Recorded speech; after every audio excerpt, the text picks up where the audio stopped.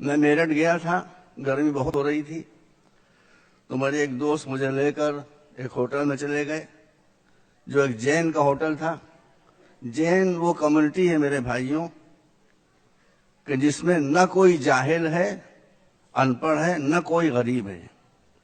تو میں نے اس جین سے پوچھا کہ یہ آپ نے کون سا چمتکار کیا، جادو کیا ہے کہ آپ یہاں سے غربت بھی ختم ہو گئی اور جہالت بھی ختم ہو گئی؟ انہوں نے کہا کہ مولانا ہمارے یہاں جو چیزیں ہونا چاہیے وہ ہیں، جو نہیں ہونا چاہیے وہ نہیں ہے، سن لیجئے۔ میں نے کہا وہ کیا چیز؟ کہا کہ ہم کو جتنے اسکول اور کالج چاہیے ہیں وہ ہم نے اپنی کمیونٹی کے لیے بنا لیے ہیں، اور مولانا صاحب ہمارے یہاں پنڈت نہیں ہوتے ہیں۔ تو ہم نے کہا یہی ہماری مصیبت ہے، ہمارے یہاں معاملہ الٹا ہے، جو نہیں ہونا چاہیے وہ ہے، جو ہونا چاہیے وہ نہیں ہے۔ اسکول ہمارے یہاں نہیں ہے، کالجز ہمارے یہاں نہیں ہے، مولوی ہمارے یہاں بھرے ہوئے ہیں۔ مولوی حضرات جو ہیں وہ نگیٹو پریچنگ کرتے ہیں، لوگوں کو غلط راستہ بتاتے ہیں، علماء ہمیشہ ملاتے ہیں اور جوڑتے ہیں۔ میرے پاس 5 منٹ ہے، میں وقت کا بہت پابند ہوں، 3 منٹ اور رہ گئے میرے پاس، 3.5 منٹ۔ دیکھیے ہمارے رسول نے فرمایا ہے کہ عقل مندی کی بات کہیں سے بھی ملے لے لو، ہندو کے منہ سے ملے لے لو، یہودی کے منہ سے ملے لے لو، کسی کے منہ سے ملے لے لو۔ میں آپ کو ایک بات خالی بتانا چاہتا ہوں، جیوز یہودی ہمارا ان سے کوئی جھگڑا نہیں ہے۔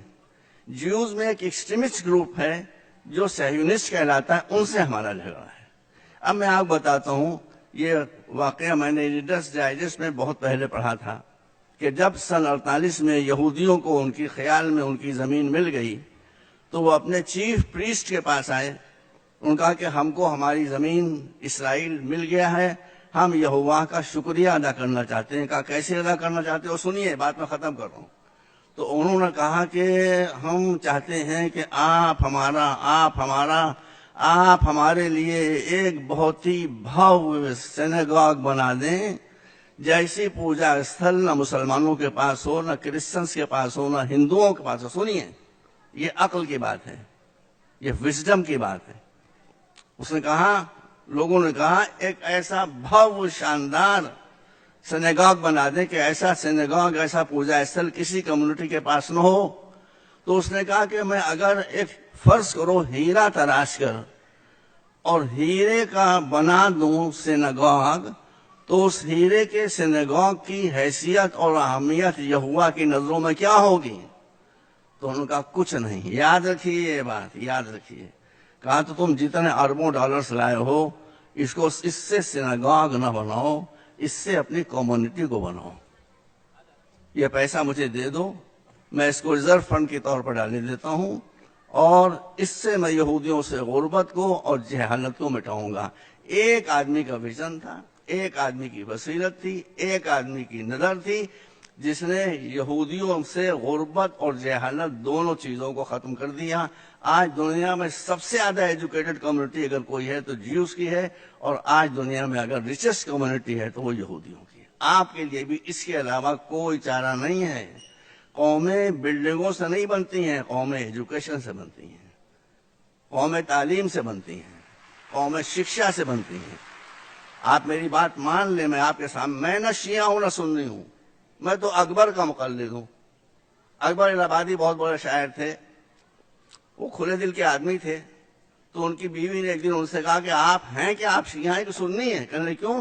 کہنے میں یہ دیکھتی ہوں کہ آپ جب شیعوں میں بیٹھتے ہیں تو شیعوں کی ایسی باتیں کرنے لگتے ہیں، جب سنیوں میں بیٹھتے ہیں تو ان کی ایسی باتیں کرنے لگتے ہیں، تو ہیں آپ ہیں کیا؟ انہوں نے اسی وقت ایک شعر کہہ دیا، انہوں نے کہا کہ اکبر کا کیش و مسلک، ان کی بیوی کا نام منی تھا، انہوں نے شعر کہہ دیا کہ اکبر کا کیش و مسلک، کیا پوچھتی ہو منی، شیعہ کے ساتھ شیعہ، سنی کے ساتھ سنی۔ تو آپ بھی جب تک شیعہ کے ساتھ شیعہ اور سنی کے ساتھ سنی نہیں بنیں گے، مسئلے حل نہیں ہوں گے۔ میرے پاس بہت نہیں، صرف 5 منٹ کا وقت دیا تھا جو ختم ہو رہا ہے۔ میں آپ کو آخری بات کہنا چاہتا ہوں کہ مولا علی نے ارشاد فرمایا ہے کہ جس کے پاس ایجوکیشن نہیں ہے اس کے پاس جو کچھ ہے وہ سب چلا جائے گا، جس کے پاس ایجوکیشن آ گئی جو کچھ اس کے پاس نہیں ہے وہ سب مل جائے گا۔ آپ کو عزت مل جائے گی، آپ کو پیسہ مل جائے گا، آپ کو حکومت، میرے دل سے نکلی ہوئی آواز کو آپ سن لیں اور دل تک پہنچا لیں کہ سب سے پہلے آپ کو اپنے بچوں کو ایجوکیٹ کرنا ہے. دیکھیے یہاں پر جو لوگ چنئی سے آئے ہوئے ہیں اور وہ میگھالیہ سے آئے ہوئے ہیں، ایک ایک آدمی نے کیسے کیسے کام کیے ہیں. تو ایک آدمی اتنا کام کر سکتا ہے تو 18 کروڑ آدمی کتنا کام کر سکتے ہیں.